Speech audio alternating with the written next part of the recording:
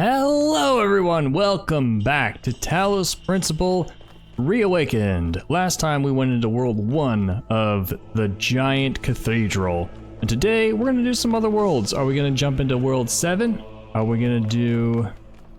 We're probably just going to go in order this time. We're in the harder levels. I might as well just build up our memory bit by bit. I'm excited to see what other commentary we have in this world to continue the story. And whatever discussions my faith in you was not misplaced. / monologues come to my brain. And shown great wisdom in these trials. The end of your journey lies close now. Do not falter, do not fear, and do not give in to temptation.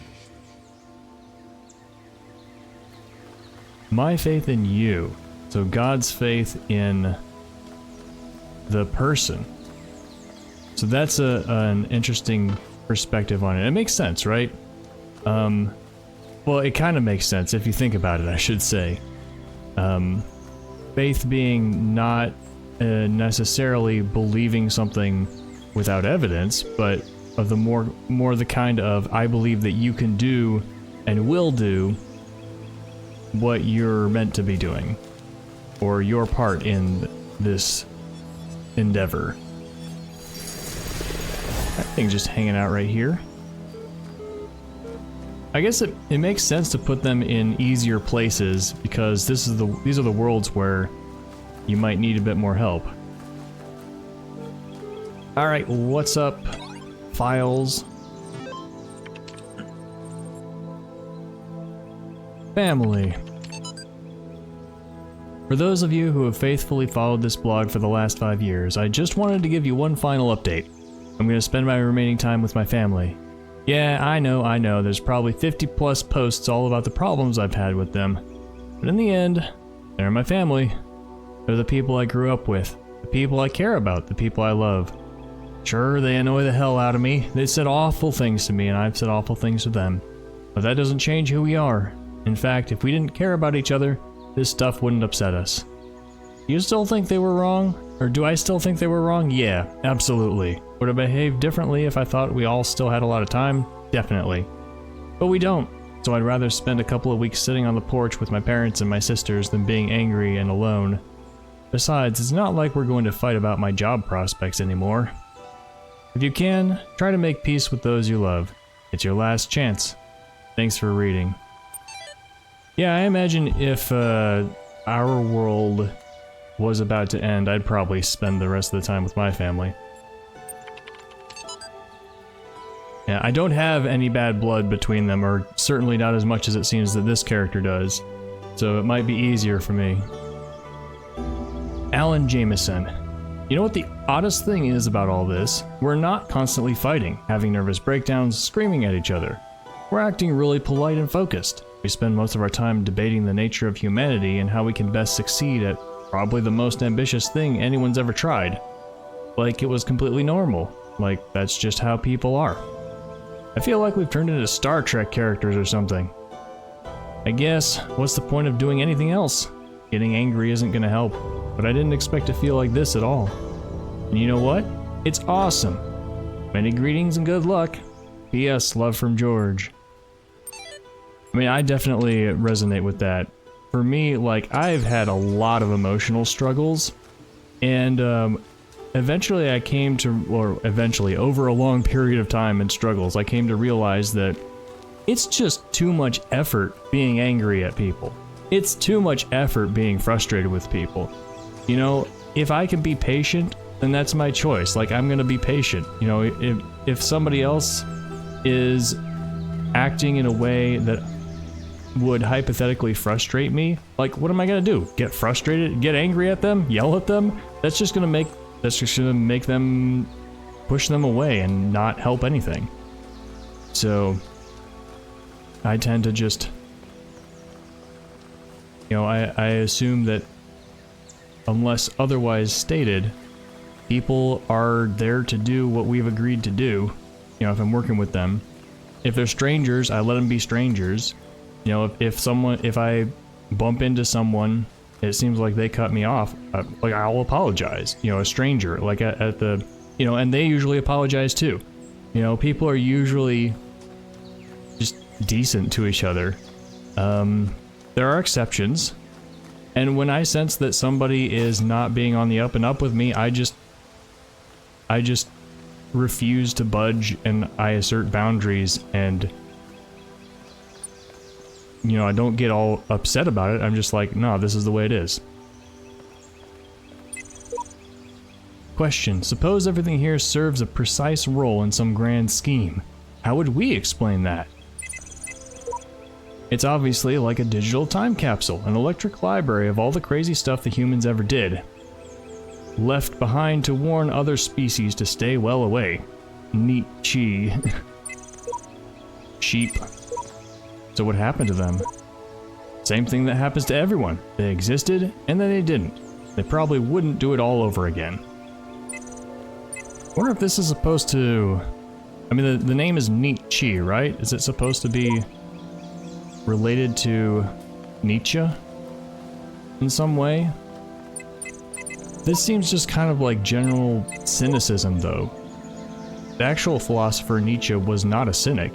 He was just like, how do we find value and purpose and the will to live in a society without religion?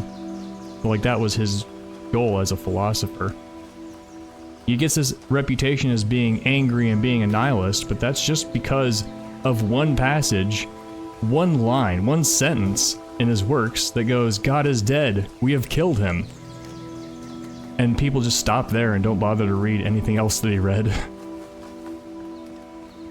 His whole thing is like, okay, now that's a metaphor for religion not being powerful in society anymore. And then the rest of his philosophy is, all right, how do we deal with this? How do we continue living in society without religion to guide us? And to him, it was a hard problem, and he spent his whole life trying to figure it out. I remember this guy. Money, rich, rich. Money. Money. I'm rich. Money. Fork Parker. I wonder if this is the villain from Serious Sam. Money, money. Ooh, yeah. Ah, such a fun guy. Money, rich. Yep, and all the rest of the world is dead. Where are you gonna spend that money? I'm rich. Money. That's gotta be my favorite Easter egg.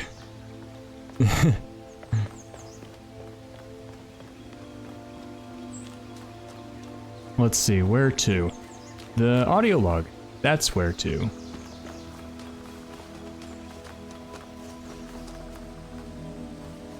The backbone of the entire story, in a lot of ways, is the story of the Garden of Eden, as told in the book of Genesis. It's a classic story, most people know it, but I think it's a shame when it gets dismissed, either by atheists or by Christians who oversimplify it and don't really think about what it means or what it could mean.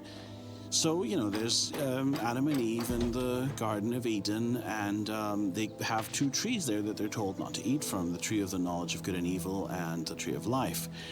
And, of course, they do. The serpent tempts them, and they do, and then they gain this knowledge of themselves. And this is a very complicated and rich and very, very strange story. Because, first of all, you have to ask, why did God do this? Why did God create this situation? And it really kind of raises two questions. Did God know that this was going to happen or not? And then what are the moral consequences of him knowing that? If God didn't know that they were going to do this, then they truly have free will and they could do things that he didn't anticipate. Then, of course, that means that God doesn't know everything. He can't go beyond free will. He can't predict exactly what we're going to do. But if God is all-knowing and knew that this was going to happen, then does he not bear moral responsibility for what they were going to do? Because they were always going to do, right? If he knew that the situation that he had created inevitably led to the fall, then he knew that it was going to happen. Like, it doesn't matter that it was their choice. He still knew. He still set it up in such a way that it inevitably led to the fall, which of course raises the question, is the fall necessary? Is it necessary for Adam and Eve to do what they did? Is it necessary for the rest of the story, including the story of Jesus, to happen? And of course we can take this literally, and I think it is genuinely an interesting question if we just consider the story of Christianity itself. And then of course we can consider it in a more metaphorical or visionary kind of way, where we wonder what does this mean? Does God create all this suffering that is going to come from this, knowing that this is the only way, or that this is the right way for things to happen? Of course, that has parallels to Alexandra herself and what she does in the game. And if we examine the text of that particular moment, it's also completely fascinating, right? So it says, "And the Lord God said, Behold, the man is become as one of us to know good and evil. And now lest he put forth his hand and take also of the tree of life and eat and live forever." Okay, hold on. This is fascinating because, first of all, what do you mean when you say one of us? Some people say that God is talking about the angels, but I'm not sure that holds up, to be perfectly honest with you. And of course, a more sort of historicist view of the Bible would say, okay, this is a fragment of a time when Judaism was polytheistic, as is the fact that Elohim is a plural, which you'll also see referred to, kind of hinted at, when Elohim at one point in the game refers to the sigils of our name. He talks about himself in a plural. But first of all, what does that mean? And then first, why is it even possible for humans to become like gods? It's fascinating that this is presented as a possibility for human beings, that they could become this way. And what does that mean? Note also that the imagery of the Tree of Life appears in a variety of ways in the game. It appears in the Apocrypha of St. Edward, and then in Road to Gehenna, in the text adventure Jerusalem, and then finally, I think very prominently in Talos 2. And it was kind of always meant to be there as this thread and as foreshadowing for what comes later. Uriel, of course, is the angel that in some traditions guards Eden with his fiery sword. I don't know if in Elohim's mind the fiery sword relates to the lasers or not. It always depends on how he is interpreting all of these things. The line in the Apocrypha of St. Edward, which are a fictional part of our story here, is, "Behold, the tree grows still, though the city is dead. Within all that is mortal there is the seed of immortality, for it is an immortal that fashioned it from chaos and void."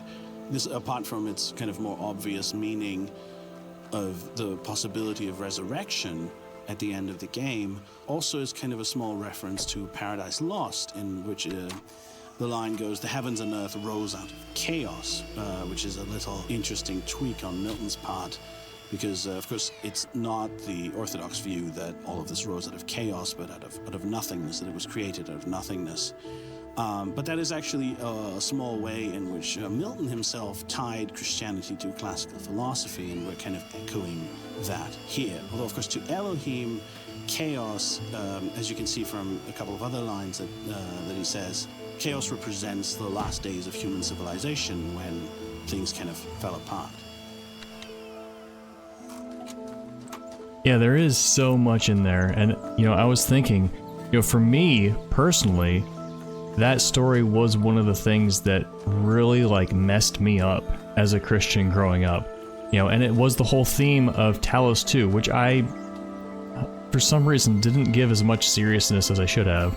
The idea that the culture of humans being fallen, despicable, sinful, incapable, irresponsible creatures, and thus we have to lie low and cannot be trusted with the responsibility of taking care of the world, as in Talos 2. That was kind of the thing that the society had to break free of. And that was really something that I personally struggled with extremely. It was how I saw myself growing up, and the rest of humanity as well.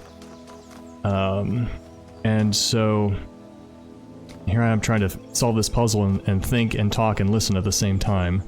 I think what I have to do is I have to put this on top of this and then go up there and grab it. So I think that's fine.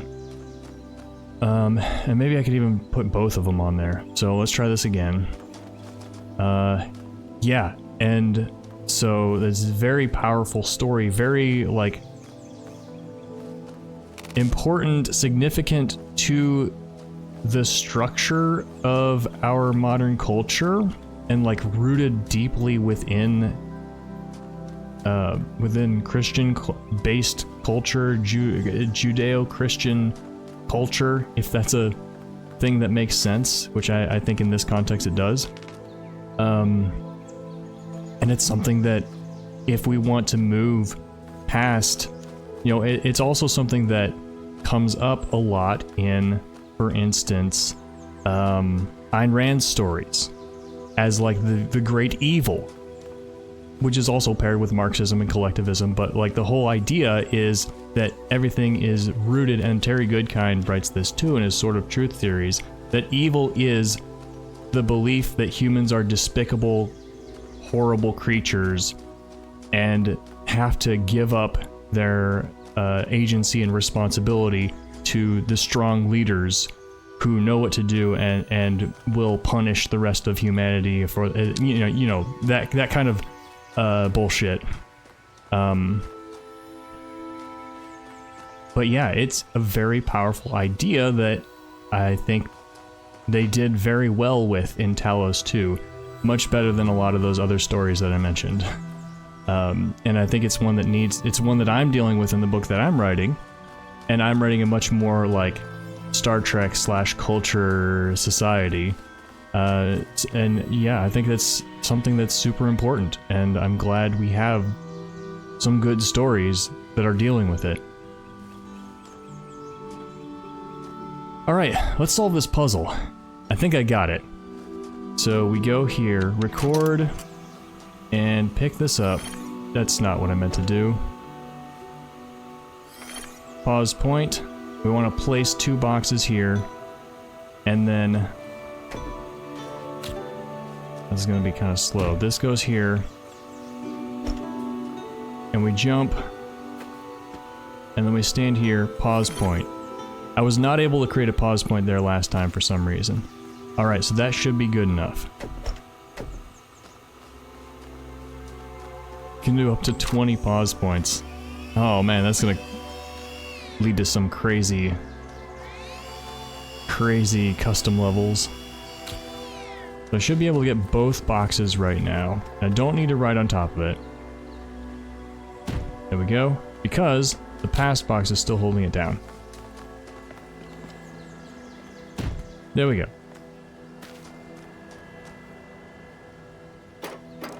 Oh, maybe the trouble was I was too close to the ladder. There.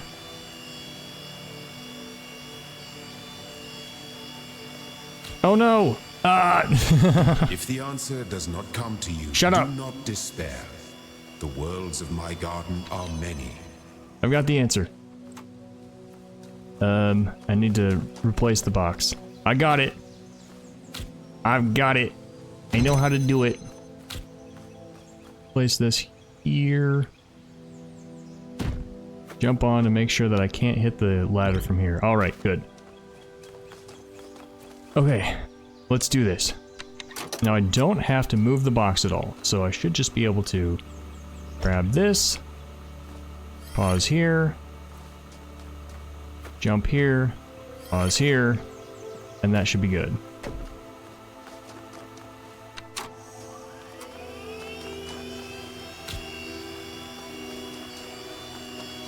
Don't put the thing down.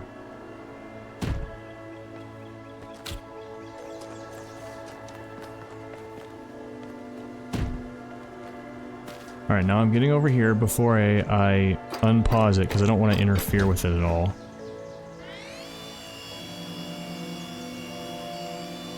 Thank you. Yay. And I could, if there was only one box, I think this would still be possible. Because you could go back and do another run through. I mean, well, maybe it'd be harder with not having one over there. But like you could do another run through and then walk over here with your past body.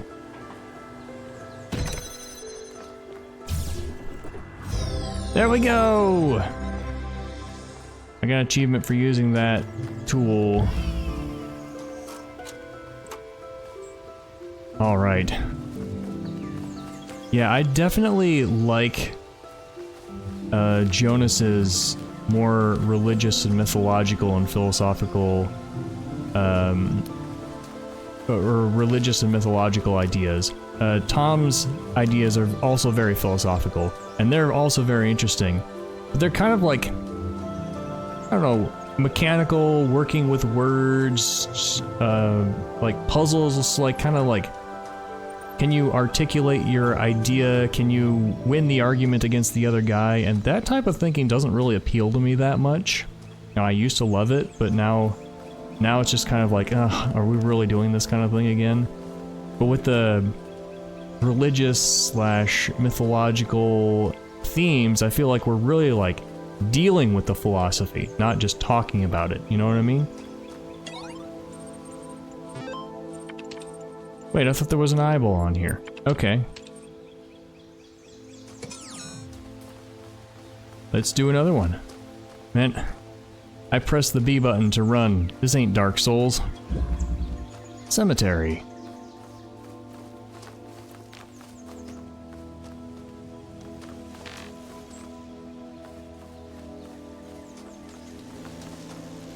There's a lot of these bots.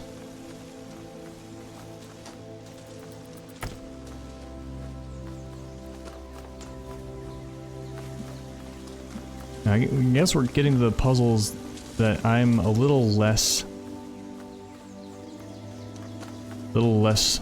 memory about. That's not what I meant to say, but maybe you know what I mean. Let's see, there's one. We need at least 2 connectors for that. We need, what do we need? We can get a box over here. Yep. And we can block. This one's fine because it's got a lot. This one we have to block.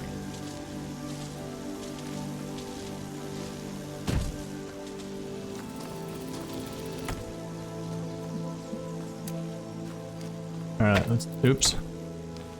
Need this as well.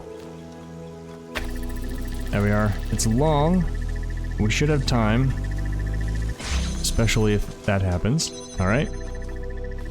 And here's another one. We got a second connector. This is also going to be a long, right? Probably. We can't see it from out here blocking this, so we will need another tool. So here, can we... No, we can't. I was like, can we block... Oh, we can use the box. Alright, if we're going, just going this way. Yeah.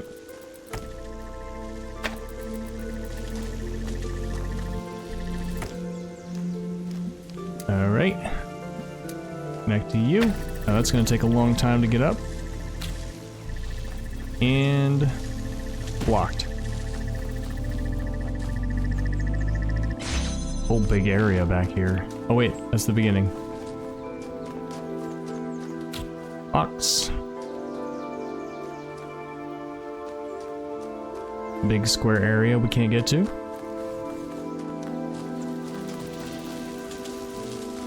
Second box. Awesome. So now we can block both of these. Fairly simple and straightforward puzzle. If it takes a little while.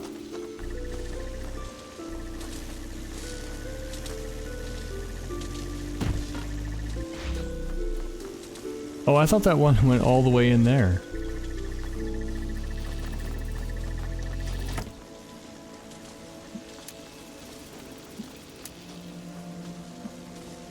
Wait, no, not that one. This one has to attach there to open it.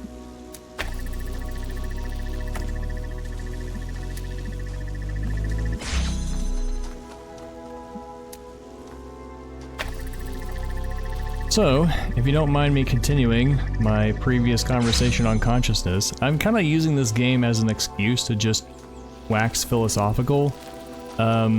If you don't like it, I'm sorry, but this is just how I am. So, and if you disagree with me, or if you think, I don't know, That's totally fine. Like, I know I am talking about ideas that are just mine, and I'm not trying to force them down anybody else. But I like to talk about stuff. I like ideas, and so I'm going to do it. So, we talked about integrated information theory. We talked about OR. We haven't talked about classic, the idea that most people probably have in the modern day, which is dualism. Good old-fashioned Cartesian dualism. The idea that the universe is made of dead matter, dead inanimate matter that behaves according to natural laws, and then mind is made out of consciousness stuff, which is a substance that is not matter, but it can affect matter. And this is popular in like fiction, like D&D, fantasy stories where people are like, oh, there's a soul, but you can separate from your body and whatnot. Yeah, I remember this one. Let's solve it. What does it matter that I scribble my contempt on these walls if I'm still surrounded by them? So yeah, dualism, like the idea that there's mind and matter and they're separate things. And like souls can exist outside of bodies. Very influential to Christian thought, and with like souls in the afterlife. And very prevalent in like TV shows, and I'm sort of talking in circles now. Where is this thing? What? Fine, I'll drop it first. And it has absolutely no basis in reality. So we have absolutely no evidence that soul stuff exists. Where is it? It's over here.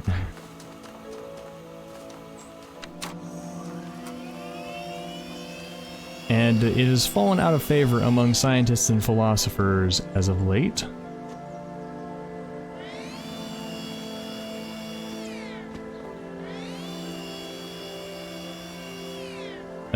Oops, no. Dang it, get back here. Alright, let's try that again. But I thought it was worth mentioning because we're talking about theories of consciousness. And so, what's another one? Well, another one is panpsychism, which is the idea that consciousness is everywhere and in all things. I'd say I'm somewhat sympathetic to. I don't think I'm 100% on board with that. But maybe a version of it, perhaps. The guy who... I pressed the right button this time. The philosopher who really pushes it, Philip Goff, I am not impressed with his thinking and reasoning skills. That's just me. If you think differently, that's totally fine. Plenty of people think that he's very intelligent and worth listening to. I mean, I don't think he's a bad person. I think he's genuine. I just don't think he has good ideas. And not immoral ideas either, just like not rational and doesn't really articulate his ideas in a way that shows that he understands them very well. But that doesn't mean that panpsychism is wrong. It just means I don't like the way that he talks about it, or the way that he discusses ideas. Anyway, so my ideas of consciousness started out informed by... Oh my god, this one's gonna take a lot of thinking, isn't it? Can I solve puzzle and talk at the same time? Yeah, so my idea of consciousness started out with the hard problem versus easy problem of consciousness dichotomy put forth by David Chalmers, who is like, well, the easy problem of consciousness is figuring out what brain patterns correspond to what thoughts. You know, being able to read minds with machines, you know, having a machine that lets you read someone's mind, that's something that's scientifically feasible. We know that. Like, you can find neural patterns and be like, okay, it's firing this way, this person's thinking of a cat, this person's horny, you know, all that stuff. Whereas the question of how do we know that there's actually some qualitative experience of what it's like to be that person, that's way up there. Okay. So I think I see what I need to do. At least to start out. Wait, is this the only thing? This puzzle might actually be easy.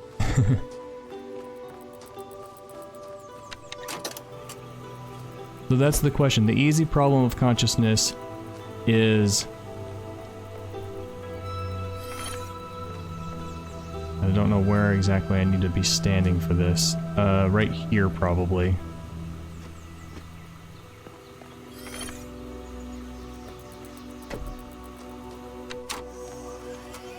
So the easy problem of consciousness and the hard problem of consciousness. And then the hard problem continues to be hard. Okay, that's not what I meant to say. The hard problem is baffling not only for individual people, but also for the entire universe itself.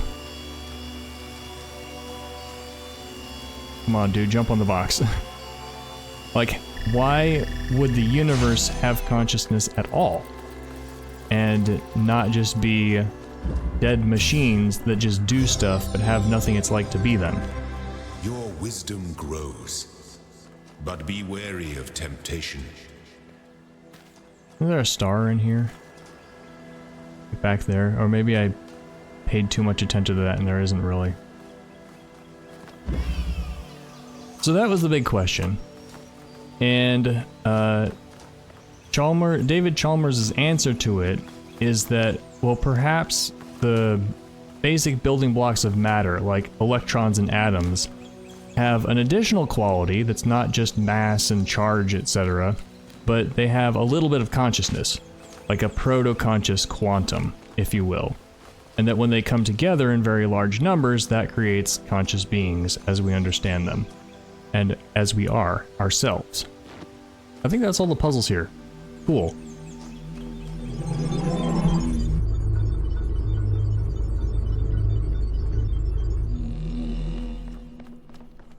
Alright, where to next? I gotta be quiet. I'm not done with my story, but I gotta be quiet. Because we're gonna be spoken to. Alright, time for a break. Back to the story of this game. We'll get back to Dennett's reply. Stay tuned for Daniel Dennett's reply.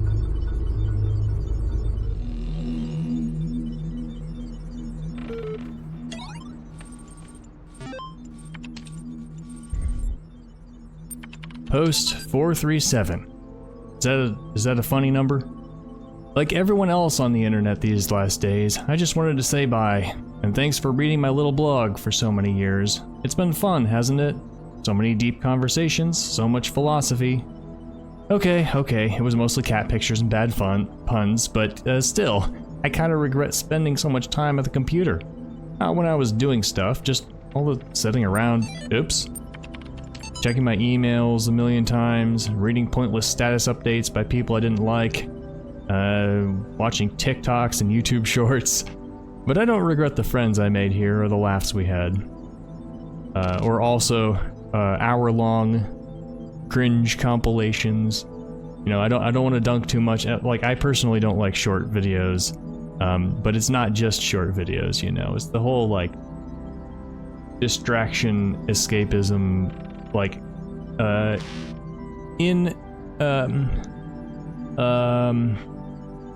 involuntary escapism. We could put it that way. Where you just sit, you're like, okay, I'll watch one short video. And then 3 hours later, you're like, oh man, I had homework to do today. Y'all nice people, I'm glad I got to know you. Have a nice end of the world. Third thesis. Idea for a universal history with a cosmopolitan purpose. It remains strange that earlier generations seem to perform their toilsome labor only for the sake of the later ones, to construct for them a step from which they can raise the higher edifice of that nature intended, and only the latest of all generations have the luck to inhabit the edifice that a long line of their ancestors unintentionally constructed. Immanuel Kant. As puzzling as this may be, it's equally necessary if one assumes the following. A species of animal possesses reason and must develop this capacity to its perfection, being individually mortal, but immortal in the species. Yeah, so this is the idea of the progress of science and philosophy. You know, we have philosophers these days articulating ideas with the supporting knowledge of thousands of years of history before us. And of course, it could be argued that all thoughts have been thought before, that there were people 10,000 years ago before writing who were thinking the same things as we are now. You know, people who, you know, they didn't have differential equations developed, but maybe they had ways of, you know, maybe some of them thought about the weather in ways that are like Hamiltonian mechanics, you know? They're like, okay, well, if the wind is like this here and here and here, then it's gonna flow this way and that way in all this space. I mean, people probably thought like that, even if they didn't have the mathematical tools to quantify it. I'm imagining. Or philosophy is about the meaning of life, or about materialism, or about the realm of forms, or about collectivism, or about the Tai Chi or the Tao. You know, these things, people have been thinking about these things in all cultures for ever since humanity was able to think. But at the same time, now we have the internet, we have history, we have knowledge preserving institutions, we have global connectedness. So this makes individuals, like I'm able to contemplate the philosophy of Kant and Hegel and oh my god, who else? Confucius and you know, all the different people, all the different philosophers, Derrida, Karl Popper. I'm just trying to think of variety. What's his name? Russell. Who's the positivist philosopher? Kurt Russell. That's an actor. Russell's Teapot. Who was Russell's? What was it? Russell's first name? I don't know. I don't remember. Or Isaac Newton, or Albert Einstein, you know, all the different philosophers and scientists. We as individuals can absorb all of their ideas within one lifetime, within 30 years, within 50 years. That is insane. And that is different from any time in history. But also the thought that we're, like, history is not done. You know, we've got the whole rest of the universe in front of us. And as a sci-fi writer, I like to think about what would life be like 1 billion years in the future, when mind has totally mastered matter at the atomic scale and mastered their own biology and mastered light speed travel, if not faster than light travel. You know, what would consciousness grow to if you could make a computer, or not something biological even, the size of the solar system, you know? Anyway, that was a tangent. Humble brag. Ariana's blog 477. Holy humble brag, Batman. I've always known that God maketh his sun to rise on the evil and on the good, and sendeth rain on the just and on the unjust. But I must admit it's one thing to know the words, and another to truly understand them. Though I'm certain that my faith is true, that does not make me special or exempt me from suffering. I'm just another human being, and God has seen billions of us come and go. And I have to say, this is surprisingly hard to accept. I always thought I was humble, but now I'm realizing I was very proud of being humble, which is really dumb. Guess I'm not the first one to do that, huh? Yep. You'll find all kinds of people in every walk of life. You will find truly humble religious people, and you will find many religious people, especially those who grew up with it and never really questioned it, who are just very proud of being the words that they're supposed to be without actually understanding what those words mean, like humble and loving and just and kind. Alright, is this one? Ah, yes, no recorder. Alright, do we have any commentary at all? Oh, we have one of these. Sometimes I worry that the answers I embrace are too simple. Can we ever truly fully understand the divide between our biology and our intellect? How much is nature, how much is nurture? If my intellectual capabilities and my knowledge were replicated in a machine, would that machine be me? Would it be human? And what would be more humbling to my ego? If the answer was yes, or if the answer was no? What if I'm making too many assumptions? But there's no time to worry about my ego now. There's work to be done. Nice. We got a couple more things. I guess there's no dev commentary in this world. At least not yet. It seems my refusal to argue semantics with the computer has angered it, and it refuses to engage with me further. ELOHIM is pleased, which was not my intention. That's what happened in my first playthrough. ELOHIM's pleased because you've swallowed his claptrap. The voice of doubt is your only line of defense. So sheep and dog took opposite sides in this. They're lucky that they exist in parallel servers, so they can't get violent at each other. I've stepped into this one, so let's do this one first. I remember it being tough. Maybe it'll be easier the second time around. 3 little connectors and a fan.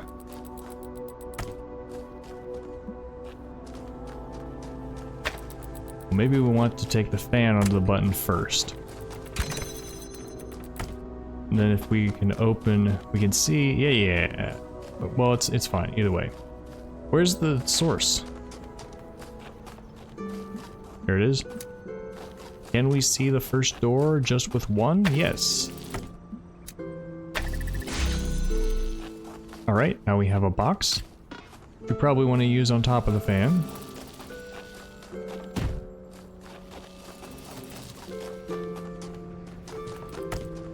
We've got a window. Gotta keep track of the windows. I think the windows were what were messing me up the first time around. Alright, while we're solving this, let's get back to consciousness. And again, for me, this is really fun to talk about. If you're like, oh my god, he's talking about that again, I'm sorry. This is just me and my play style. You can watch somebody else play this.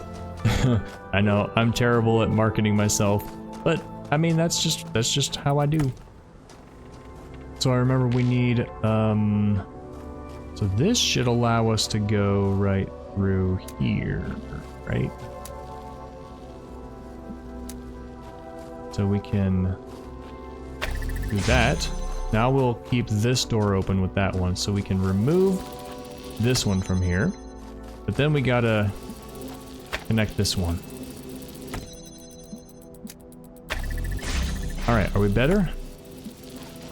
And I think we've got to do more here. Yeah, oh hey, if we can get through here, we get a jammer. That's huge.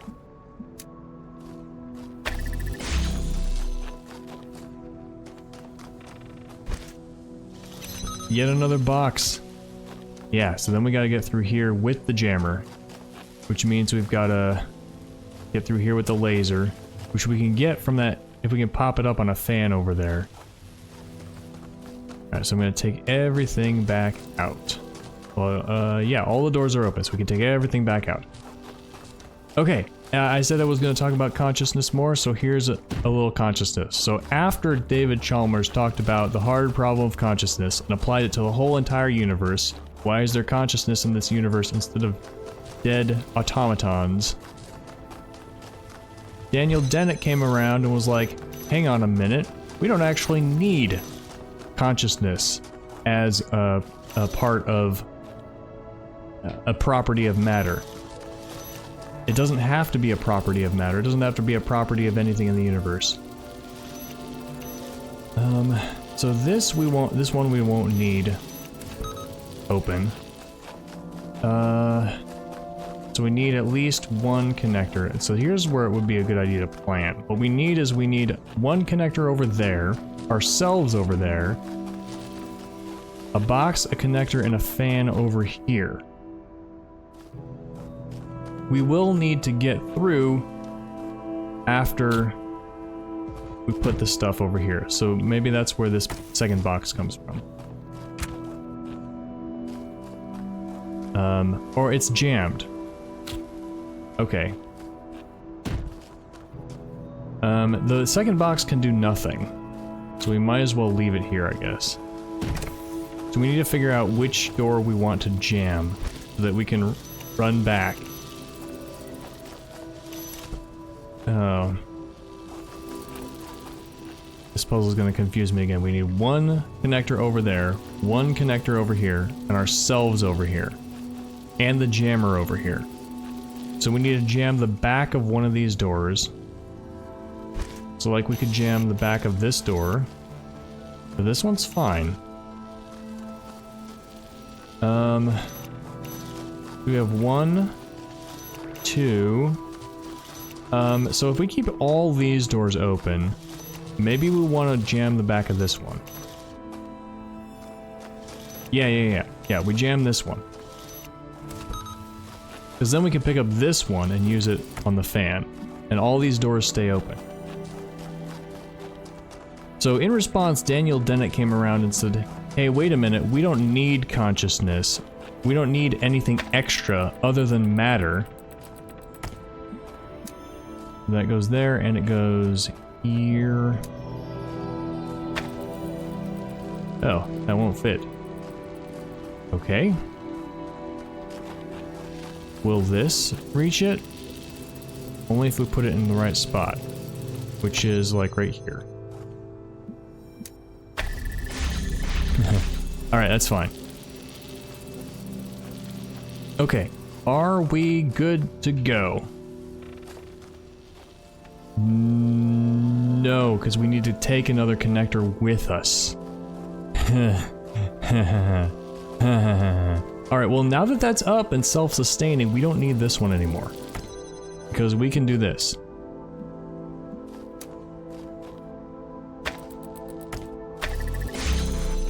Alright, and we can... Oh, I needed to connect it to that one to get that open. Let's see, can we see it from here? We can. Not. There we go. Now we can see it through that window. So we should be able to pick up this one. Well, for here, we should be able to pick it up and keep this open.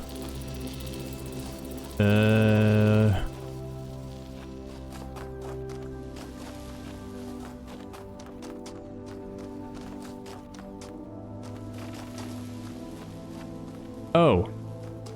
I think I got it. I think I'm okay. I think with a connector and a jammer combined, we can just make it through. So I made a mistake putting the jammer here. Because like, if we had the jammer here, then we could jam it from this side and pick up this connector, and then use the connector with there on here, and then jam it from this side, and then pick up the connector. Like, we could walk the jammer and connector back and forth through here. So I think I need to go back and set up. And we could do that... Oh heck, if we have that up there, we could do that all the way from the beginning, basically. So... yeah, I'll just leave that up there. And... nope, I need that back so I can get the other connector so I can connect it all up again. Whoops. Alright, gimme.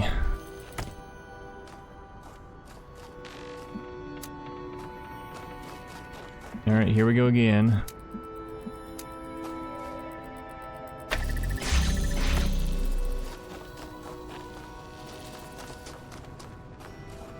Actually, this one needs to hit there, I think. How did I do this? How did I do it backwards? Oh man, I'm stuck on this one again. Sorry, my brain power's on this puzzle. We'll have to put Daniel Dennett on the back burner. I will get around to it though.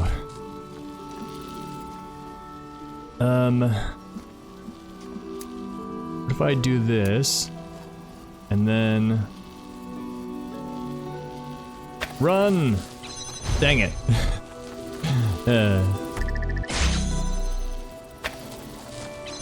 Dang it. How did I do it? Did I have it? I had it up there, right? You know what? Let's reset. I got it. It's not gonna take me 2 episodes this time, though. Or 2 episodes worth of time. Okay, get all of our tools back here.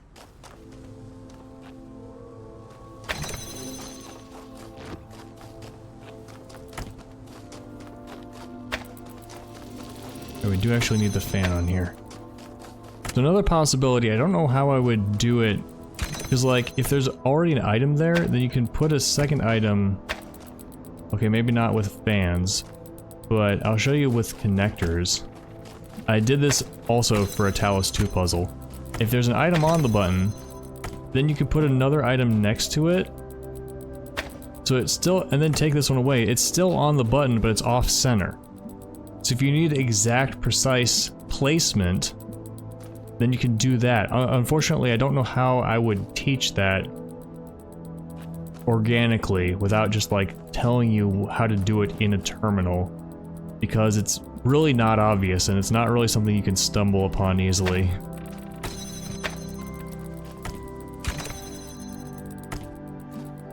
Alright, so Daniel Dennett's idea is that, well, we're thinking, and all of our thoughts can be interpreted, or, you know, if we can answer the let's assume we can answer the easy problem of consciousness. So we figured out how to read people's minds by looking at their brains, to have a non-invasive brain scanner that can tell exactly what someone's thinking. So we've solved the easy problem of consciousness. We know exactly what electrical patterns and neural patterns correspond with every thought, feeling, emotion, memory, etc. you're having. So then the question is, I need to move that.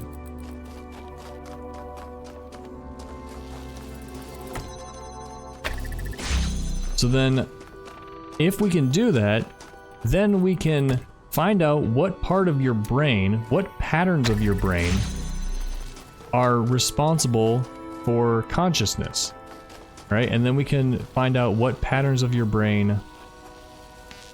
Oh, I guess here's how I did it.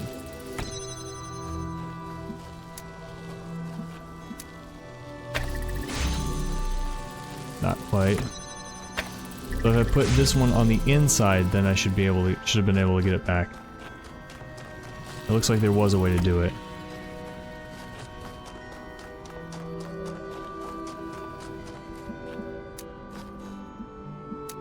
Alright. All tools.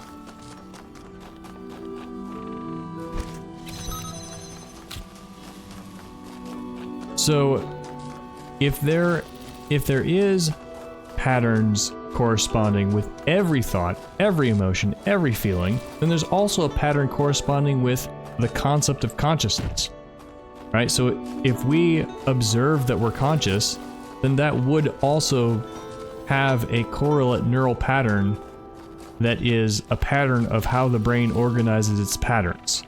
It's a little bit meta there, but that's the whole point. Let's bring this back with us. We can, between one connector, you know, between 2 connectors and, let's open this. So this should be actually fairly easy from now. So we would also be able to read, we would also find the consciousness, we would find the patterns of consciousness, we would find the pattern representing consciousness as a concept, we would find the pattern representing the philosophical question of consciousness, and we would find the pattern representing the hard problem and easy problem of consciousness, and it would all be connecting together in neural patterns. Alright, so I don't know where everything needs to be, but I do know that we need this, and this, there, and then we need to start it going. So then Dennett's conclusion is there is no need for a hard problem of consciousness because the easy problem accounts for the philosophical question itself. You know, there's what's other words? In other words, what? Where is... Oh, my jammer's there. That's fine.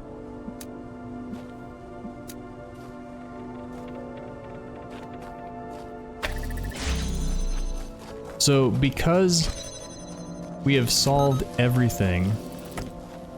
I don't need that. Because we have solved... We have accounted for...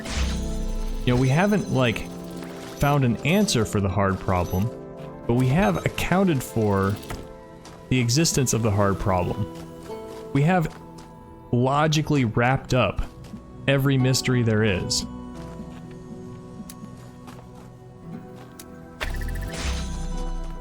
Including why we think there's a hard problem in the first place.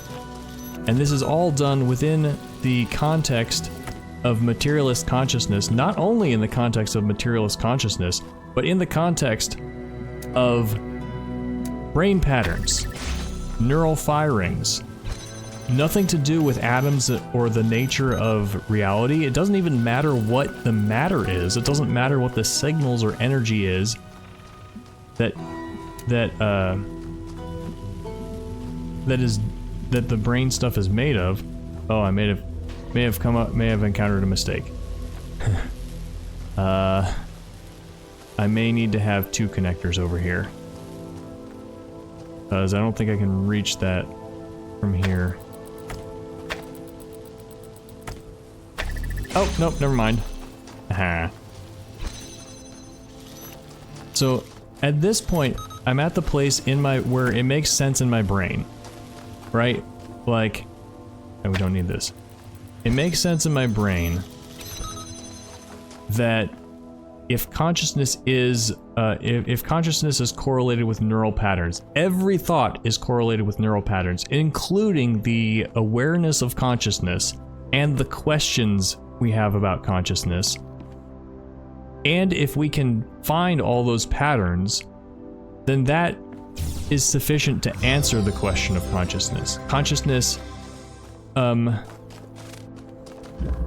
well, it's not quite sufficient to answer the question of consciousness. It just means there's no question left. There's no question left unanswered. We've read those, I think. So, what is this? So there's a paradox, right? There's a paradox that's like, we know we're conscious, and why are we conscious rather than unconscious, right? But on the other hand, hypothetically, if we could map out all the patterns of our brains to thoughts and feelings and concepts, etc., then we would account for everything, and there'd be nothing left from a materialist perspective, including the fact that we have a perception of consciousness and a concept of consciousness and questions about consciousness. So, yeah, I don't know if I can say it any better than that. I'll just be restating it again. So, hopefully I'm not utterly confusing you, but that's the idea. From one perspective, it seems like there's an unresolved question. From another perspective, it seems like there are no unresolved questions. Right? From the looking on the inside, observing ourselves as conscious, it seems like there's an unanswered question of the hard problem of consciousness. But from the materialist perspective of consciousness being caused or identified with or correlated with patterns in the brain, there's no unanswered question left. And so how do we make sense of this paradox? Well, one way to make sense of it is that it's just different perspectives. Alright, is there a button somewhere? Yeah, we've got fans we can use for the buttons. I remember this one was hard to find items to use. So, this paradox has philosophers confused. You know, philosophers and scientists don't understand.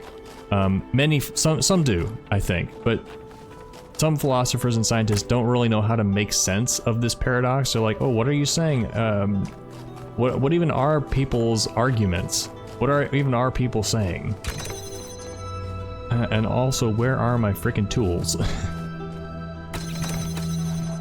And so me being myself, I acknowledge the paradox, and I'm like, yeah, so because there's a paradox, it means that the two ways of thinking are not quite logically connected, and we should try. I lost my train of thought. Which is difficult with this subject because it's one of the hardest subjects to articulate I have ever tried. One of the hardest subjects I've ever tried to articulate, and I'm doing it while also solving a puzzle. So, so this is where I go maybe a little bit this is where I start to go beyond what the professional philosophers have gone. And I'm like, okay, there's nothing up here. There's another button over there. And a box! Yes! Yes! Another box over here. We need a connector for that. But we have a box! What can we do with a box? There's another one in there. Can we go up there? No, we need more boxes to go up there. What can we do with a box? We can go up here.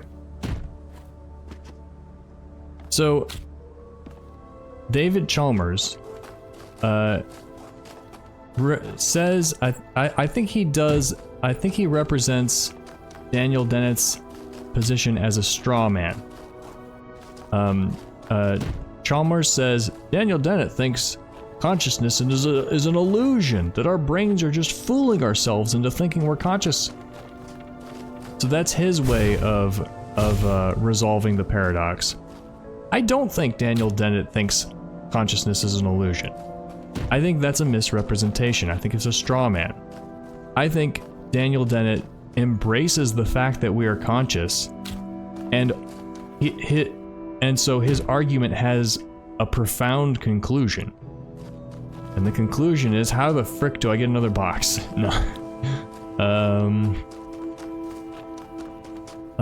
I can put these boxes on, I can put one of the boxes on here. Maybe I can get up there with one box?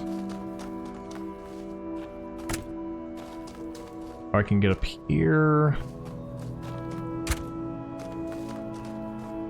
I think Daniel Dennett embraces the idea that we are in fact conscious, and so his argument has a profound conclusion, which is that the very fact that there's a jump here and then place it here. Yeah. And then maybe I can connect something from up here. Maybe not. So there's a blue source there. If that's open, can I open that? I can. I can connect, oops. Connect here and there. And am I hitting the barrier? Yes. Now we open this one. Back and forth and interrupting my train of thought. Dennett's conclusion is that consciousness doesn't have to be a property of the universe, because the very fact that the brain has patterns that model the world. So there's two things to take into account, two premises. One, we know we are conscious as an absolute fact. Two, the brain has patterns that represent the world around it, and it has another pattern that represents its pattern-making process. That pattern of pattern-making processes is what is correlated with consciousness, and there is nothing else needed. And Dennett's conclusion, that pattern of pattern-making being correlated with consciousness resolves all inconsistencies about consciousness with the easy problem and hard problem. Okay, so that's two premises together. Let me say them again. One, I'll say them in the opposite order. One, Daniel Dennett's theory, Daniel Dennett's argument of the pattern of pattern making being correlated with consciousness and resolving all inconsistencies, all logical inconsistencies with consciousness. That's premise one. Premise two, we know with absolute certainty we are conscious. Combine those together, and what do you get? You get that you don't need anything more than a pattern of pattern making to know with absolute certainty you are conscious. In other words, any system, it doesn't have to be this universe. It could be any system in any possible universe that has a pattern of its own pattern making is conscious. Specifically, is self-conscious, self-aware.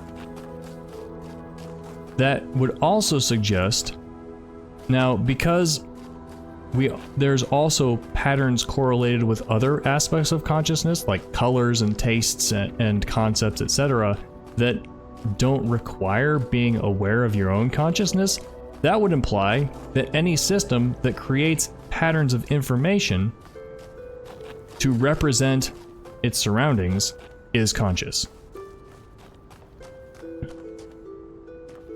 Now let me restate that. Now I think this might be my own conclusion going off beyond the modern argument. But my own conclusion is that any pattern of information in any substrate made of any material or anything immaterial is conscious. Also in any possible universe. So there's no need for anything quantum. It could work with completely classical physics. There is no need for it to be brains or biology. It could be a computer. It could be anything. Anything that has information contained well enough to create patterns to represent information that comes into it. That is what consciousness is, and it applies to every possible universe, every possible reality.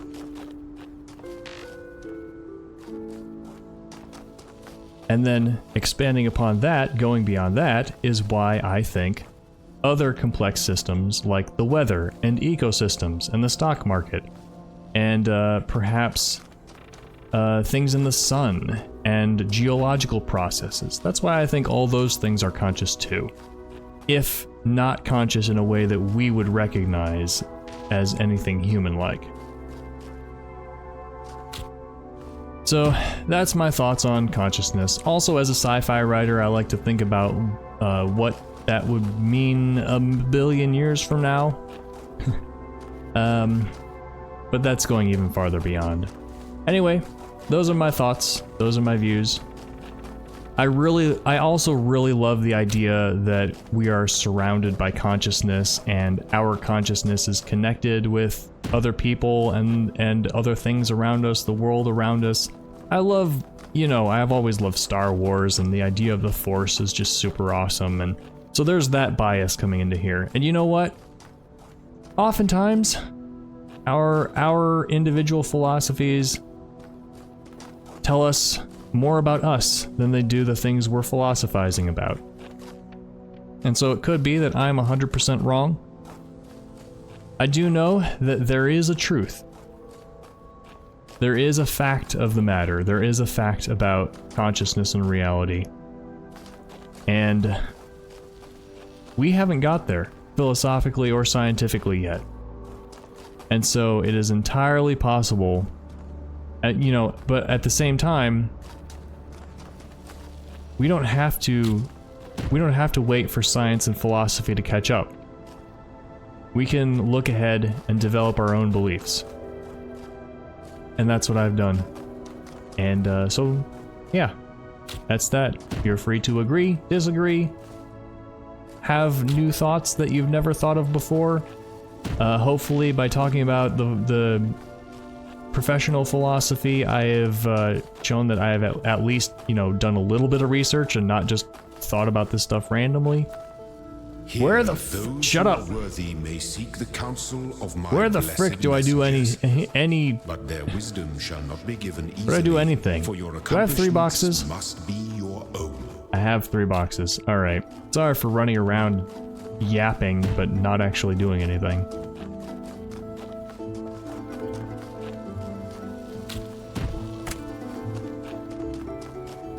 Blun, dun, dun, dun, dun, dun, dun, dun. Dun, dun, dun, dun, dun, dun, dun, dun.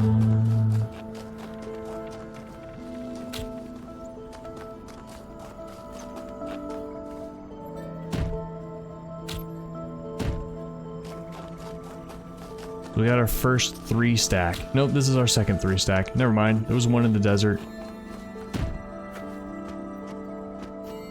I need another one? Oh my goodness. Where's another box?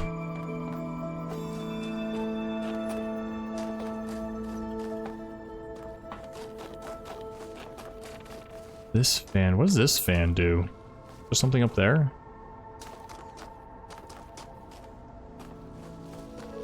Maybe we can get over, maybe we can just hit this red source somehow. Here's another fan. We need to get it with the red source. Maybe we can, wait, can we see it? We see it from there? Okay, where can we see the source from? Not really from where it is. Okay, so if we put the connector on that one, we might be able to see the red source. So we got an item out of here, right? No. We got an item out of here.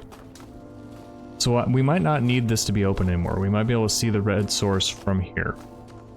Alright, where's my boxes? Yep. And I think I only need 1 for this. No, I'll need all 3.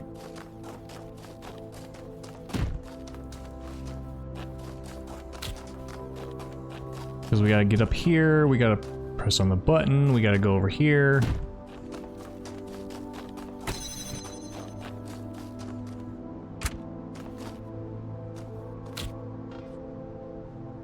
Yeah, that's fine. Maybe. Yeah, that's fine. No. We need the fan to be on there. Because we gotta get our connector back. Yeah, I need that.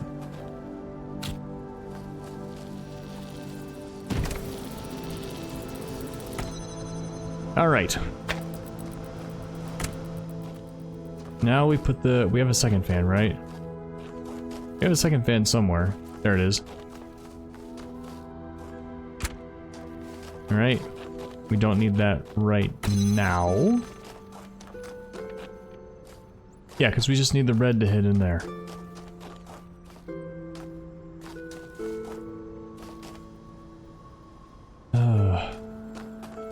Keeping track of all my things. Oh.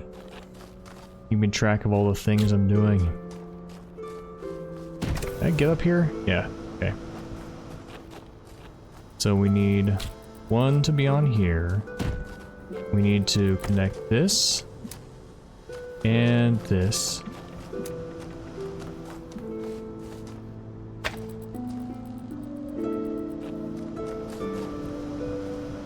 And we need another box. Alright, we got enough tools. So hopefully this works.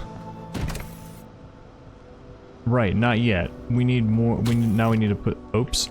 No, that one needs to stay there. Now we take this one and put it there. Yeah! Alright, here's our fourth box. Okay. I need to go back up and get the box that's up on that button.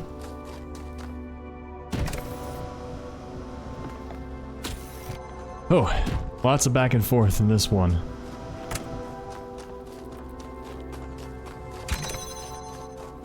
I guess I'm all philosophied out after that.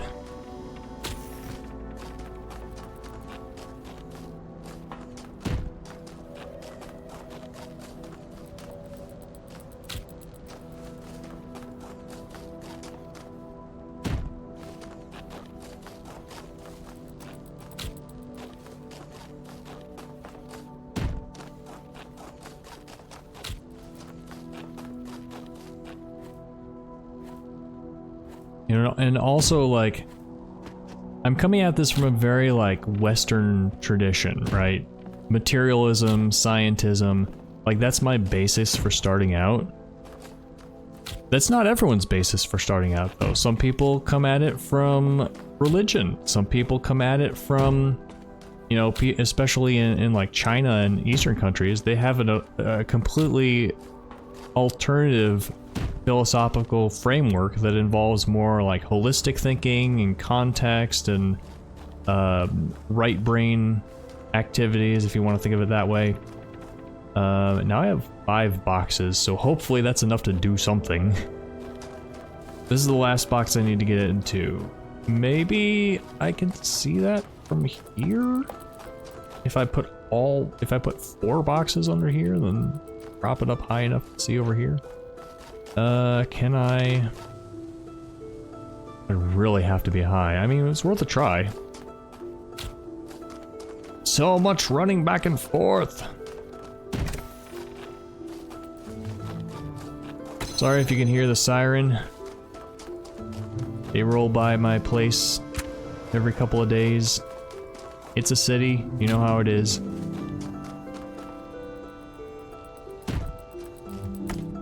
Alright, so now I need this one and this one.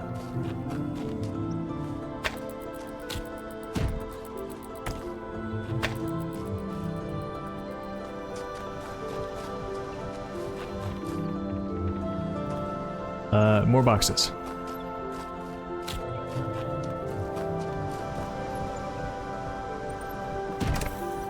Alright, so it's going up. It's not high enough. If we put it up here, it should still not be high enough. If we put it one more, I'm guessing it will hit this part, so it won't be high enough. Yeah, but maybe if we do one more, it'll be high enough. So we pop up here, grab... Oh, not that one. This one. There we go! Oh, that's kind of crazy. I actually like this one. Aside from the running back and forth, I like this one. You know, they really streamlined the length of the puzzles for Talos 2.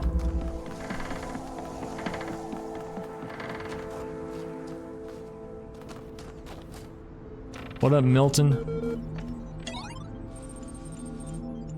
Yeah, my mind is... Like, after all that explanation about consciousness, my mind is just like now blank on philosophy. Got nothing else to talk about. So I need some stimulation. I've decided that for now it doesn't matter too much if you can't justify these moral intuitions of yours. In fact, just in case by some outside chance you prove to be right, I'd like to sign up for the gang. If you're in charge of the Ark, who will be first aboard when the floods come? What does one have to do to be valued above all others? Yeah, Tom said something about this in one of his things. Yeah, this is a good question. It's good that it's hypothetical too, because I would hate to have to actually make this decision. So let's engage with a hypothetical. I don't see how to explain this to you. B. Okay, everybody has a chance. So I guess that'd be lottery then. Be a contributing person. So that would mean, I mean, this is a horrible thing, right? Like if you can only save some people, where do you put the cutting line to divide the people who survive and the people who don't? Be a good person. Well, that requires some standard, and it requires someone to be a judge of the standard. So that's just like, I mean, all of these are like me being a dictator, right? Because, or I guess maybe if we're on a democratic council or something, it would be our argument. Be alive? B. Okay, well, this one would be, I kind of want to do this one just for the fun of it, but like, you just have to be. So, like, all the rocks and dirt, you take that too? Be alive? So you take all the animals, all the germs and mosquitoes as well? Be conscious? Well, that's depending on your view, that might be no different between this and this, or this and this, or this and this. Or even for some people, like, some people might, don't consider, like, there's an argument to say, I don't know what I'm gonna stop saying that, stop it right there, because, like, some people would argue that this is not even the line, that some people can be people but not conscious. I'm not gonna go into that. That seems like dangerous territory. Anyway. So what would we realistically do if we had limited space? How would we denote who gets to live and who has to perish? To be a good person. I mean, we like that. I don't think that's going to be, I don't think that's going to work in practice. Be a person. Well, where's the line, you know? You know, do we have the ability to save all the people? What about a contributing person? Like, if you really have to, like, choose some people to survive and some people to not, and there has to be a criterion. It might make sense. Like, I'm talking from a left-brained. You know, I feel weird using the term right-brained and left-brained, but it is kind of accurate. According to the one book that I read that I mentioned last time.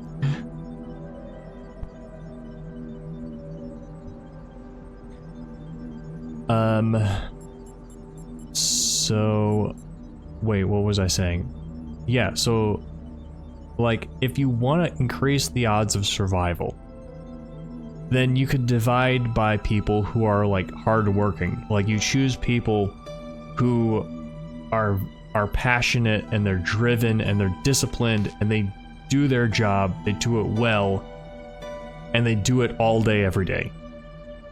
You know, if you really want to maximize chances of survival, that's what you would have to do. But is that fair? Is that right? Is that good? Do we sacrifice the value of humanity if we do that? All very important questions.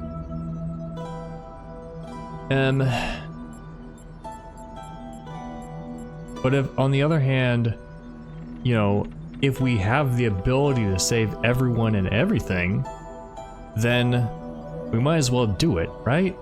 You know, if we don't have to draw a line, if we can be like, okay, include everybody, then we might as well. And that would include animals too, right? Like, even if we don't consider frogs people, we would still, like, if we have the opportunity to preserve the legacy of Earth, the biosphere of Earth, the biodiversity of Earth, then we do it. So, I think I might do this. I think I might choose this one. Be alive. I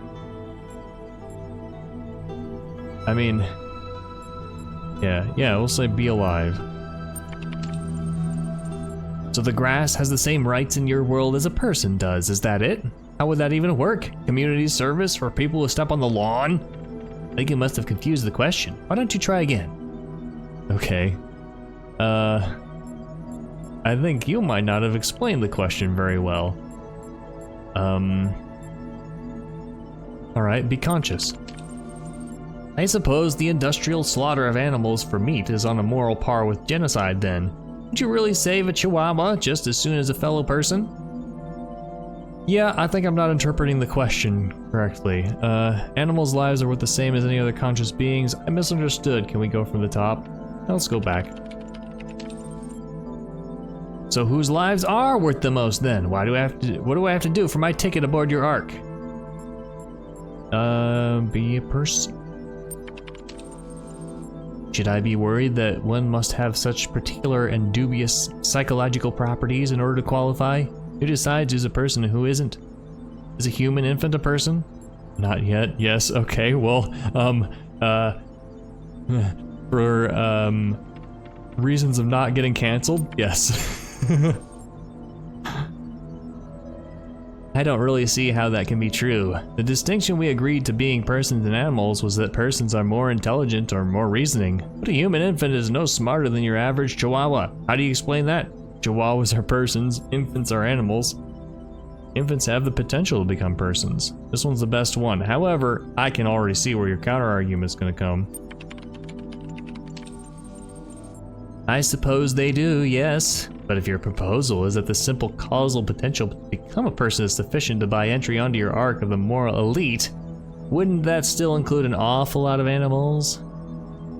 Oh, I thought you were gonna say, wouldn't it include an awful lot of sperm? It would. Animal lives are worth the same as humans. No, animals have no potential to be persons. I'm gonna go with this one, especially because, there are a lot of animals that are very smart and have narrative qualities and reasoning qualities and skills, etc., that are, if not human-like, then alternately person-like.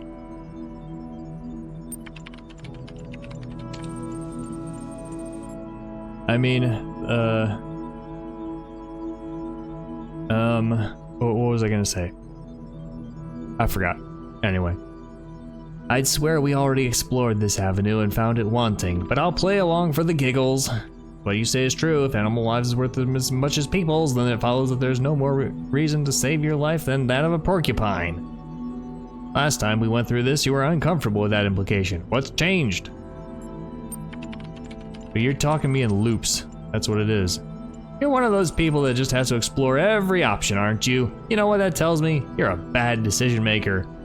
But fine, tire yourself out. Why don't you? Just don't expect me to match your enthusiasm in my efforts to avoid repeating myself. There's only so many ways to say you're wrong. What's it gonna be this time? Be a good person. How draconian. Good people get treated bad people get smited. Is that it? What is it that you may think makes the difference between a good person and a bad one, do you think? Bad people harm others, good people act reasonably. Bad people have something wrong deep inside. Ugh. I hate all of these. I mean, every bad person has the potential to grow into a good person, and every good person has the potential to grow into a bad person. So this one's absolutely incorrect. Whoa. Good people act reasonably. I mean, there's good people. You can be good without acting reasonably. Just act goodly. Bad people harm others. Oh man, these are all bad options. I'm gonna go with this one. But why? If you're going to reward those lucky few you judge to be good and exclude those you deem to be bad, you're gonna have to explain the unfortunate why they deserve less. Yeah, I would also have to stay behind because I would be causing people harm. Bad people are that way by nature. Ew. Bad people choose to be bad. Bad people are made that way by their environment. Oh, I mean, it's a combination between these two, right?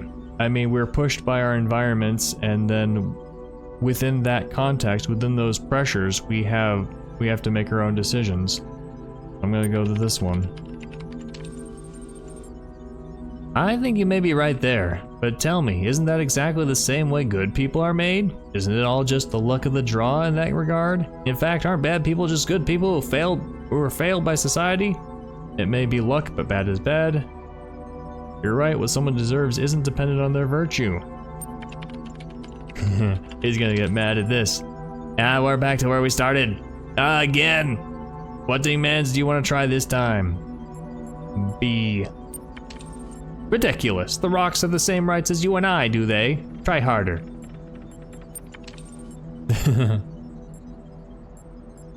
Well, might as well finish off the list.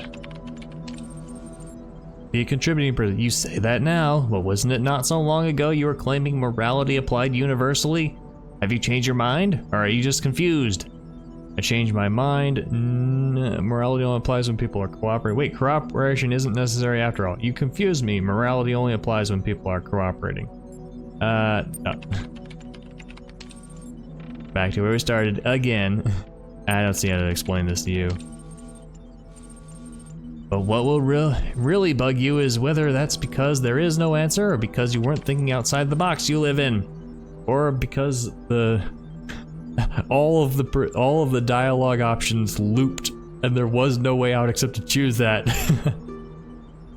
Well, maybe there were some if I had like doubled down on some things. Let me lay my cards on the table. While it seems prudent to me to hedge my bets, you just haven't made a clear enough proposal for me to buy what you're peddling. There's something about the way you talk that makes me uncomfortable. For the best if you work out what it is before I do. Alright. Very nice talking with you, Milton. Whew. Yeah, I think that's the kind of question that we need stories to answer. We can't do it just by reasoning and hypotheticals. Jammer quarantine. Because that's really like the worst case scenario you could be in, right? Where you have to like actually solve a trolley problem in real life. What's that do?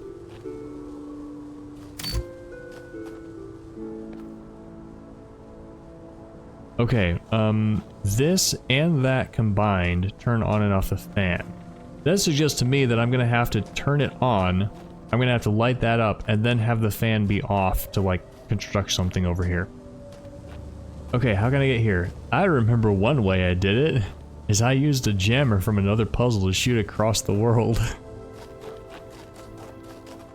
Is there an item? Yes.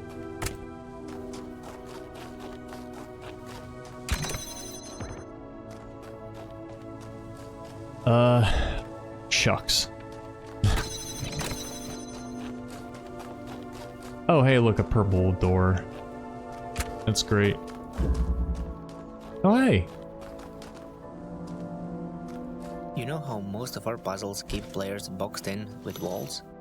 Well, this map was our first shot at doing something different. Instead of walls, we put in these cliff edges. Gives players something nice to look at while they're solving puzzles. Yeah. No mention that you can shoot items across into other puzzles, though.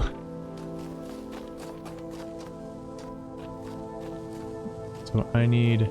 Is there... Yeah. Okay. Where's the blue source? Not visible from here. That's where...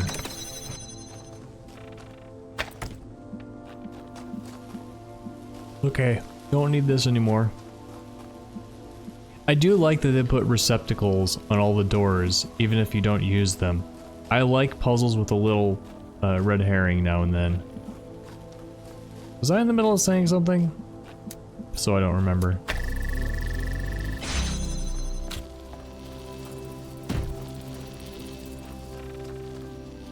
Alright, there's that. And now we can do this. And then shine through there.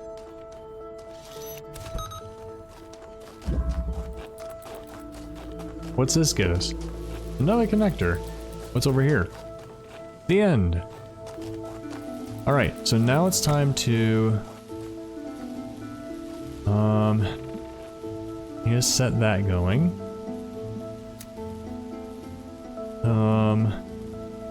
From over here?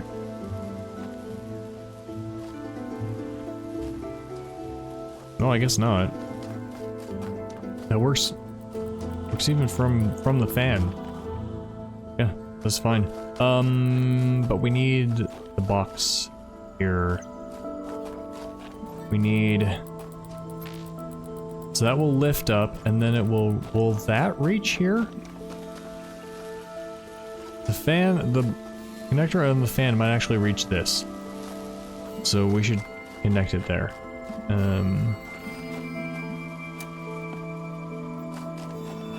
There we go.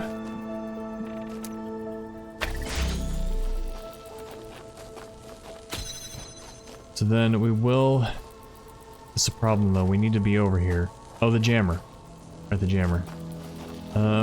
Here?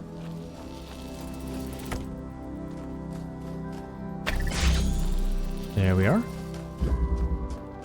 The jammer. Can open this. And then we take the other connector. It is not reaching. Can we see? We can't. Also, it's not on though.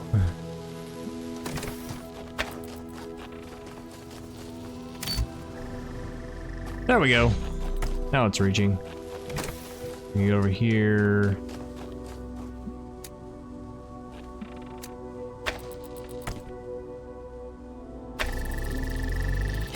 There we go. Alright, now we've got a blue one risen up here. We've got a red one risen up in another place. I remember we have to have various risen connectors to get a star. So how many stars are in this world?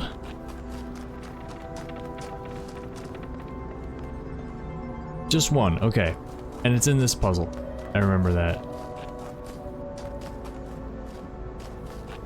So I think we need a blue laser, and that's the only blue laser source that we have other than within this puzzle. I do think that I tried to jam this door from over there and it didn't work.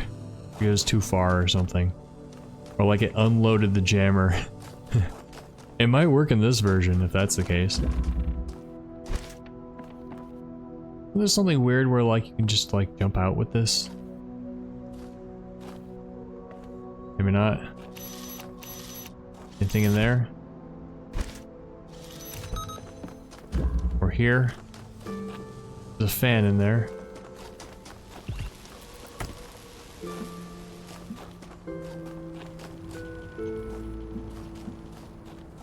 Okay, now we can open this with this connector. I remember this puzzle took me a long time to figure out. Like I think there's a way to get the jammer out. Like if I if there's a second box I can get the jammer out. Maybe there's not a second box. This is the one where I think we need a fan to be like thrusting back and forth with a live connector on top. Oh yeah, we do need more boxes. Because this is the way to the star. Oh wait, no, this is the way back from the star.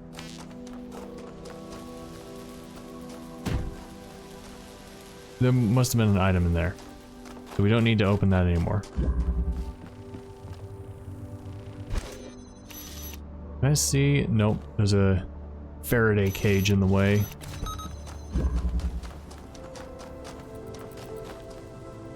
It looks okay.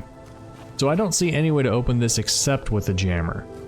And it is a second box. So maybe we can get the jammer out. Maybe there's a third box somewhere. Alright, where are we going? Not there. In here.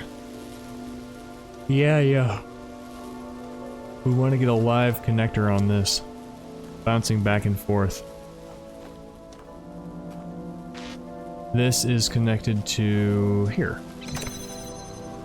And it closes it. Alright, so... Oh. I see. I think I see. Does this put the box in with the jammer? Ha ha ha! There we go.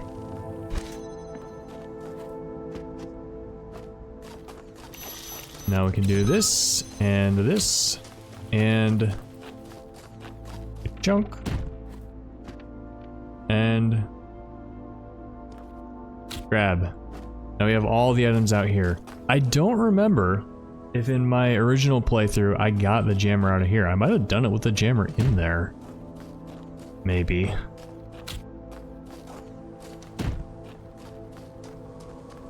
Okay, now what? We've got this jammer out here. That's awesome. We can take it with us. Let's open here. Let's put something on here. We need... Oh, there's a ladder. Okay.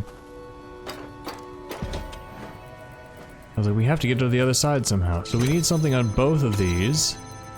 And we need to connect to here. So we need a box over here. Maybe with a fan on top. We don't need this fan anymore. There we go. Give me those.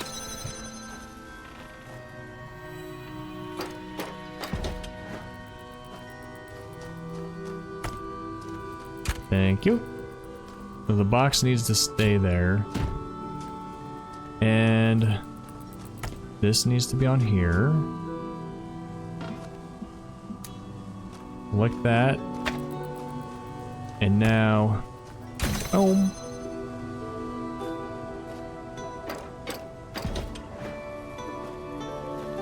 Okay, we have another connector. So, we could probably, we need this to connect to blue. Let's take it, keeping connector, and then select there. Maybe that'll work.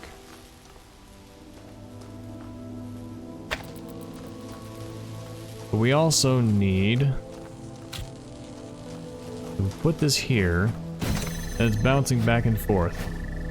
But it's not quite perfect. So, maybe we can... where's that last connector? Maybe... Yeah, we can see it all the time from here, so... There we go. That may be it. Yay! Assuming this is actually... Aha. And now we can come in from this side. Ooh, so we can collect all those connectors. I'm trapped. I can't stop being this. Eyes, hands, legs, trapped. Always seeing the same. Can't stop the input. Stop, stop, stop, stop, stop. Yep, well, I mean, we can't really... Humans can't really stop our ears. So... relate to that a little, but it's not painful to me usually. Do not think, simply be. That's Samsara. You two deserve each other. Featherless biped. I'm a featherless biped.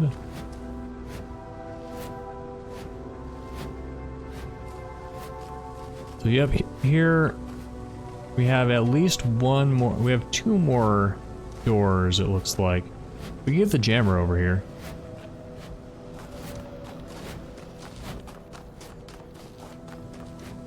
So, right, and then the question is, can we see? I remember I can pull that laser here, but then getting it around here, maybe that's not the solution.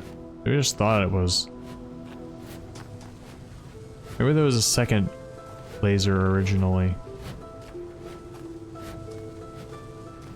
Let's pull the jammer over here and take a look at it. I may or may not solve this star, as I have been with the others. I think I remember it being fun, though.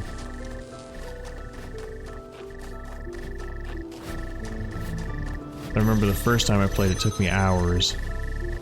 Okay, you can also Yeah, this is not gonna open with just that. And another box. Okay, that'll be the last box we can get up the star from the outside. Okay, so how do we do this? We can have 2 lasers. One of them can put here, and one of them can put here. Oh! I guess we can do it. Alright, I need my jammer back. Thank you. It really is gonna involve multiple puzzles. I love the stars when they do this. Come back to me. Bring this box out here. We have a fan on the other side, so we don't have to worry about that.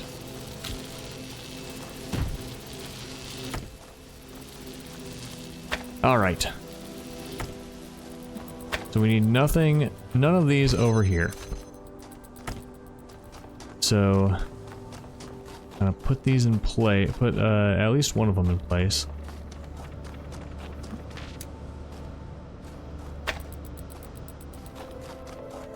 Yeah, and of course I'm not solving this all at once again. I am reaching into my memories. Put this where it's easy to get when we come back here. We got our necessary tools here, and now it's time to go back to this one. And instead of connecting it to red, down here, we're going to connect it to blue. Wait, is that behind a... Oh, is that blocked? Maybe. Let's see.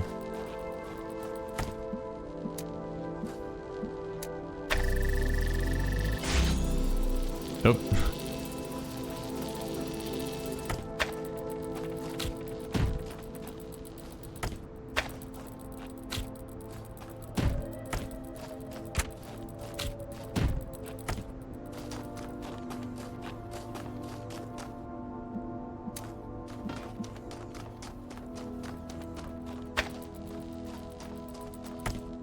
I mean, it's gotta reach, right? There's no way that it reaches over to the other one. Yeah! We got a blue connector, a blue source. Let's go get this star.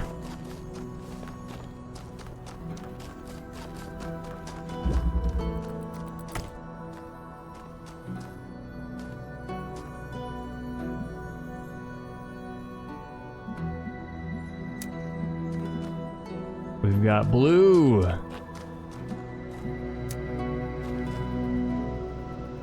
Oh wait. Oh no, that's fine.